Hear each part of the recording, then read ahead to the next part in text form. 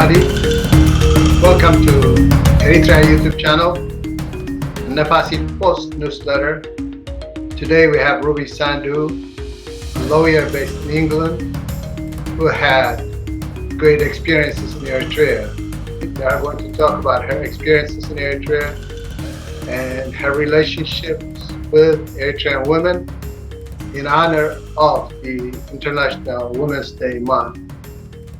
Without further ado, Ruby, welcome to Eritrea YouTube channel. Fantastic. Thank you so much, Emmanuel. And also a super relationship with the people of Eritrea. So women and men and all included. So and the food. The food is absolutely marvelous. I had a great time enjoying my sort of vegan diet in Asmara. Why were you interested? How were you interested, and how did you get involved? It's a good question and something that I have answered before, but Emmanuel, it's a good point. I mean, basically get curious about anything. I was working as a partner in a law firm. It was a particular client that had made an inquiry, and obviously as lawyers, when you leave a law firm, you of course you can have contractual provisions, but I didn't take that client on with me. But I was interested in the region. I wanted to understand more, and specifically the country. And obviously at the law firm, I was only aware of a specific perspective, which was allegations on human rights violations, etc. And once I left, I had an open mandate to really sort of inquire and get curious about the country. And I think it's really important that if you're doing any research that you get away from the desk. It's great to read reports. I mean, I know our go-tos are Amnesty International, Human Rights Watch, and United Nations documents, but it's really important that you get more of a holistic understanding to gain a better perspective, and also bring something new into the conversation, because that's really key. Because otherwise what we end up doing is just rehashing and recirculating information that's already out there in the main frame, so to speak. So and we know how the logarithms work with Google and searches, etc.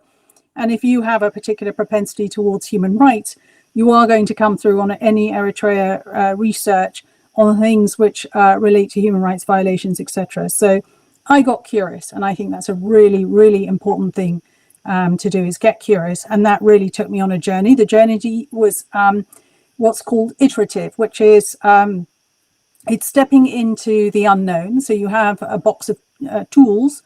The tools are lawyer, mediation, facilitation skills, empathy, integrity, and you know, all of those are important. But then you had to sort of step into an unknown, and the unknown was actually visiting the country and experiencing firsthand. And that's really, really important, because otherwise you're reiterating what others have written. Go out and experience it. And I highly recommend individuals, you know, subject to, you know, their own sort of due diligence and insurance, etc. You have to be sensible when you're traveling anywhere in the world. But go out and visit the country. It's extraordinary. For me, time really does slow down. I come back from Eritrea, and most of my friends and family think I've been on holiday. Whereas I could be working very, very hard there. There's a sense of community, there's egalitarian, it's incredibly safe. I used to go off walking at night, and you know, some of my European Western friends would say, well, you could look Eritrean. I said yes, but there's a real sense of security and safety, that you can go out. Children were out, you know, on sort of festivity days late, and it was a great sort of a great experience. And of course, subject to the fact that there are difficulties. Every country has its difficulties. How long were you there? What did you try to achieve, and did you achieve it? And if you could talk about that experience. Oh, bless you, Emmanuel. We are constantly striving in life. And I think when you're curious, in a way, what are the goals? I mean, the goals was really understanding, trying to facilitate honest engagement with the community, whether it was with in-country ambassadors who had a very good idea of what the ground reality was, but obviously are subject to their capital ambassadors and, of course, to foreign policy. But also encouraging and understanding amongst people. And I think that's really key as well.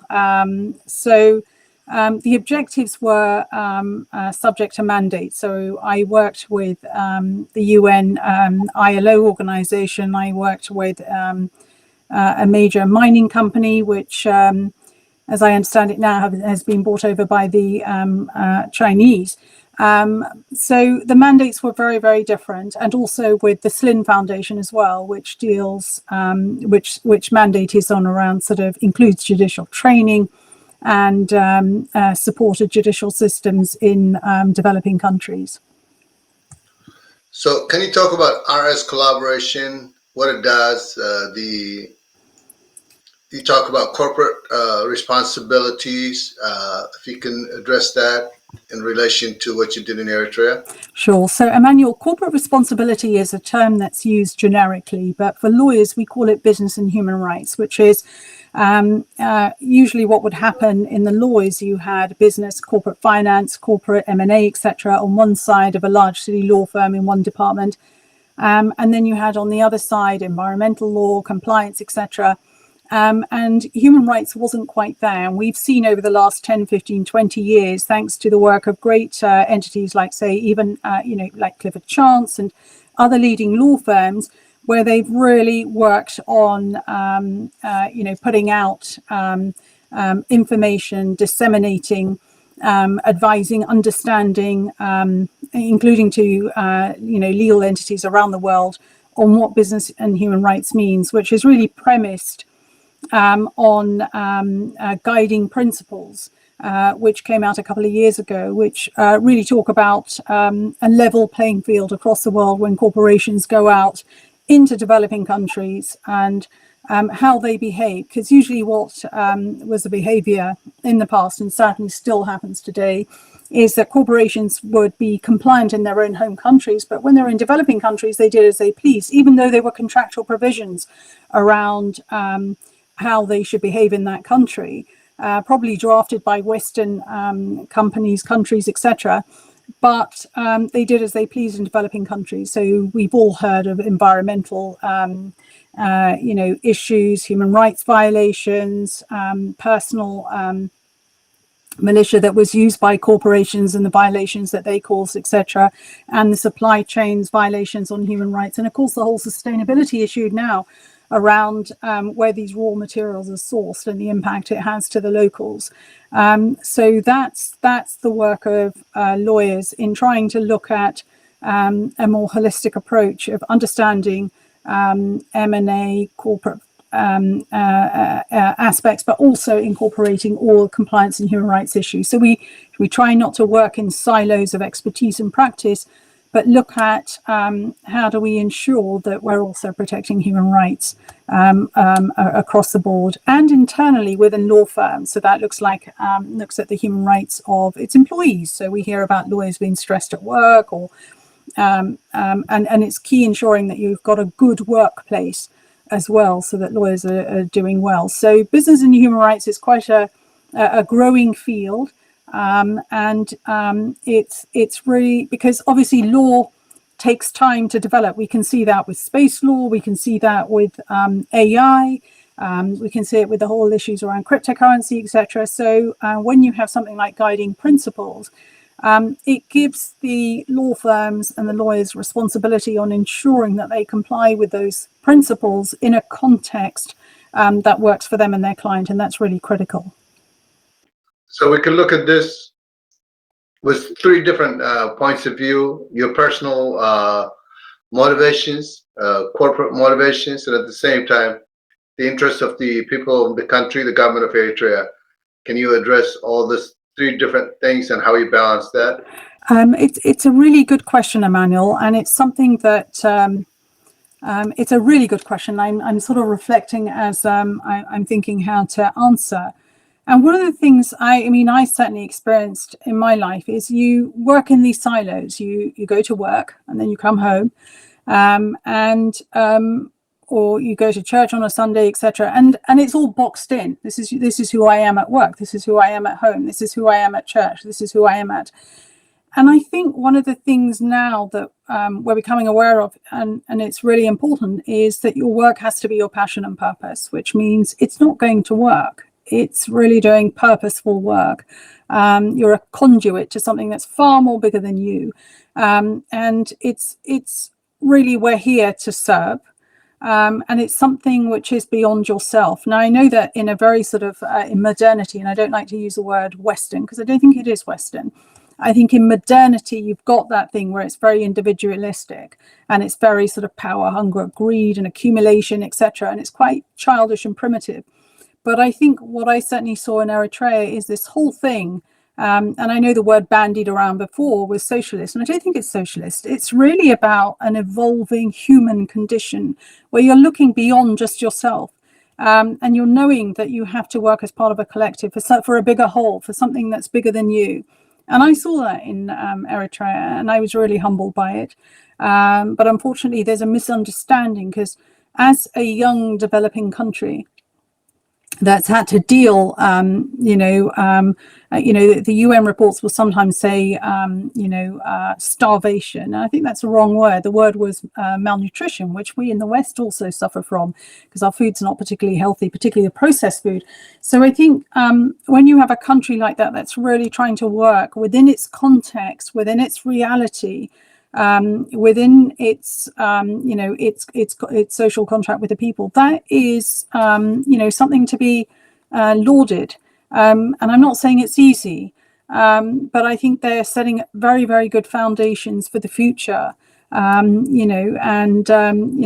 Taking that vision. I've never met more aware individuals anywhere in the world from any country who really are aware of what's going on in the world. They understand the American context and the impact it has on the Horn of Africa and their country in Eritrea. And I find that fascinating. So I don't know whether I've answered your question, but within those three things, I don't put it in silos. I think I like to say that I am an amalgamation of all of that. I've never had to work or be in a situation or put myself in a situation where my integrity was called in question. It's been very easy for me to work in all those three in those three silos. I don't like to think of the word silos. Yeah. So how were you able to unpack the social contract that the government of Eritrea or the leadership of Eritrea or Eritrea has with its people, with its surroundings? How were you able to kind of nitpick where things are to be able to understand them and how to approach the issues that you want to address? So if I understand your question, I mean, the social contract I saw is the sense of community. It's pervasive. You can see that in the sense that, in a lot of developing countries, you've seen that in Ethiopia, you've seen it in India, which is my heritage. You see the rich getting super rich and, the poor staying where they are. And with Eritrea, you saw something that was a sort of groundswell of development, which was extraordinary. So that, to me, was one example of a social contract in action by the government. And just to see the president, I mean, he's incredibly humble, from many examples and stories where people talk about his personality, the way he works, what's important to him, and he's really in service of his country, which is extraordinary. Can you provide an example of that, please? So there was a diplomat's wife who was working on agricultural projects, and she would talk about how the president would be in the field, in normal dress, completely casual, in terms of his conversation, authenticity, legitimacy of who he is, what he cares about, what's important, and many other examples cited of that. And yet he's a statesman, and that's really important. So there's an integrity about who he is. There isn't, one external sort of facade outside and something else. There's a genuine authenticity about what he believes in, and he walks his talk. What was your experience like with the Eritreans, and can you talk a little bit about that? And it's wrong of me to say generically, but it's true to say that my experience with anyone I met, a real sense of community, a real sort of hard work, a real sort of patriotism, really patriotic towards their country, and supportive. Development was important. And of course there were issues. Of course there were issues, but very confident and open about what they saw as issues, and they spoke openly about that. And issues around sort of how fast development was progressing, how the narrative had been completely spun out of control by sort of third foreign countries, and how engagement should be, and how that should change. Do you think they had an impact on how Eritrea is portrayed? Do you think that they were effective in kind of fixing Eritrea's image abroad by the kind of work that Eritreans do abroad and everywhere else? A really vital question. The problem is that now with technology and algorithms, etc., and the fact that there is this strange sort of morph of democracy in the West. What's happening is that whereas before, when you would sort of search Eritrea, it would be sort of a pretty toxic narrative, and any report by whether it was NGOs or UN, obviously, as per their mandate, they're reporting pretty heavily, repeatedly, on issues and facts. And also distorted, the narrative quite incredibly. And I think that absolutely, you're right. There is a responsibility on individuals to speak up. And I know there's a cultural, and I certainly came across this, where there's this cultural thing that if someone's wrong, you just keep quiet. I think that's out of date. You can't do that. When there is a wrong or an injustice, you actually have to speak truth to power. I think it's really important. But the point is how you do it. And there's no point in wasting energy on emotive sort of outbursts, etc. I think it's really important to be measured, considered, and to articulate a cohesive narrative. And I think that's really, really important. But I think non-engagement is completely archaic. You have, as a state, come into a game, the international game, which you weren't part of creating, but you're part of it now. And you can't, in a game, then say, well, I'm not going to engage. It doesn't work. You have to engage. And that, I think, is at every level. So individual Eritreans here, dual nationals, have a responsibility to actually articulate, what the experience is, of their home country. I think it's really, really important. And as with anything in life, when you're trying to articulate something which goes against people's sort of conditioning, brainwashing, forgive me, I didn't say that, their conditioning, and, their experience of life, you have to be compassionate and empathetic to where they are, and meet them there. And I think that's really important. And I'm actually giving advice to myself. So as an ethical vegan, I'm certainly experiencing that. That's a whole journey for myself.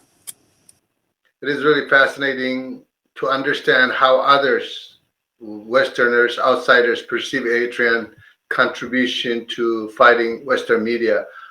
I think you have played a role in that. What kind of role do you think you played to motivate Eritreans and to guide us on the right direction? At this point, I'm not being humble when I say in terms of what everyone has done, I was there just in a role of really sort of facilitating, and listening. But I think it's the Eritreans, both historically and now the young, who are sort of speaking up. And I think it's important for them to really sort of, take the baton and really, take responsibility in terms of getting people to understand their country. And I think that's really important. Certainly when I started, I mean, I repeat again that the narrative was so toxic, and so wrong, that it was an injustice, a complete injustice. And also, I felt embarrassed as a British citizen and a patriot in my own right to say that we were sort of expounding such narratives. They were completely, they don't make sense. But this is not unique to Eritrea. Now we find out, especially with the geopolitical developments that are taking place, the entire world, even Americans or Westerners, know the bias of Western media and how skewed it is. And there is a lot more kind of parity going on around the world. Can you address that?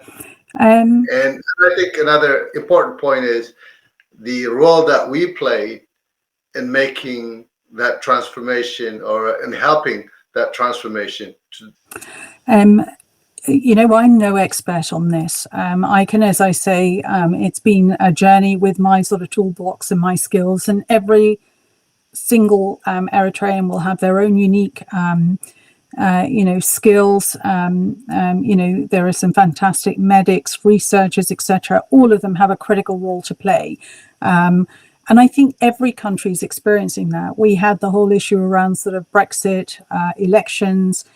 So we're not sort of immune to what happens. But I think as an individual citizen, you do have a responsibility. But it's really important how you engage. I don't believe in, and I know I'll get sort of a lashback on this, but activism has to be mature. It has to be developed. It has to be honest, and it has to, the end does not justify the means. I've heard that many times. I don't believe in that, because the moment you start playing into that game, you're in a problem. And I think we need a new way of engagement. And I don't know what that is. Each one of you will go through your own sort of experience to find what that is. I don't think there is a solution or a magic bullet. I think we just have to engage, get feedback, and use that data to think, okay, how do we move forward on that? I think the answer to that is, the geopolitical changes that are taking place, the multipolarity of the world is going to create the balance. And I think more Westerners with TikTok and others are, through TikTok and other means, are able to get a different perspective other than what the Western media provides. So I think we are going to look at changes, and I'm glad that we played a role in that. But to get back to Eritrean women, International Women's Day, can you maybe impart a little bit of your knowledge in that sense? Bless you. You say knowledge, I'd say experience. It's just, but about 2 or 3 years ago, there was an interview with the embassy with Yara Tesfaye, and that was on International Women's Day. It was during COVID. Things are changing very quickly and very dramatically, and I think we've looked at sort of bias in AI. So that's a really critical thing, because AI is the future, and currently it's modeling from existing parameters, and they're limited. So how do we address that? And I think women should be looking ahead and thinking, okay, how do we move away from sort of cultural conditioning, which also needs to progress, and it always has, into what are those things that we can best contribute to. And AI technology, it's fascinating. So again, it's a very sort of personal inquiry and curiosity that women need to undertake beyond the sort of very narrow prescriptive roles that we culturally are prescribed. Sometimes it may be a balance, but also to realize that we don't need to fit into these sort of meditated norms on how we ought to, why we're here, and why we ought to be in that way. So can you talk about any of your experiences in Eritrea and how that is manifesting? Certainly with the National Confederation of Eritrean Women, again, they had outreach to all of the country, and it was really key that they hit the remotest villages, which is really, really important. And women in key positions in government, which was really important as well. That all of that's really important. That's progress. I think that's a great litmus test in any country to see how women are, not women behaving as men, but women being ourselves and inputting into a system that we need to co-create. Do you see a role for you to play in the future in maybe promoting Eritrea, working with Eritrea What do you see yourself doing to play a role in Africa and developing countries? Oh, bless you. Again, I'm one of many, many individuals who are sort of on, journeys in, developing countries. I think the key thing is that we learn what we learn when we're in the West, but it's really bridging the gap of understanding. And I think having sort of dual or, different languages or access to languages, different access to cultures, etc., it means that you don't come in with a linear, prescriptive, I know better than you, mindset, which is really frustrating. I've seen it so many times. It's wrong. We don't know better because we haven't been in that context. We haven't lived there and we don't know what the realities are. And I think it's really sitting alongside and saying, how can I help or what can I do? So, and trying to bridge that gap. I think that's really, really important. Ruby Sandhu, I truly appreciate everything that you've done, your support for the people of Eritrea, Eritrean women. And is there anything that you would like to say to end this conversation? No, I've just realized somebody's at the door. So, but no, absolutely great. And I'm looking forward to traveling as a tourist to Eritrea soon. So that's on my list. So I can't wait. Well, thank you for doing this. My pleasure. Thank you so much, Emmanuel.